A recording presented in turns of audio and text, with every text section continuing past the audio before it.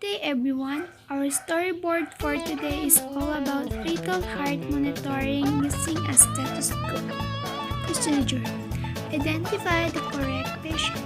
Step 2. Introduce yourself and state the purpose of the intervention. And do hand hygiene.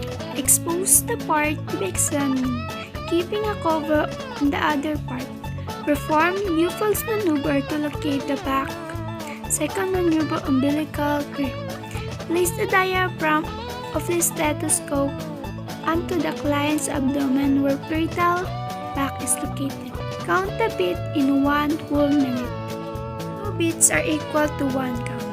Normal result 120 to 160 beats per minute. Below or above this range indicates fetal distress. Assist client to get out from the bed.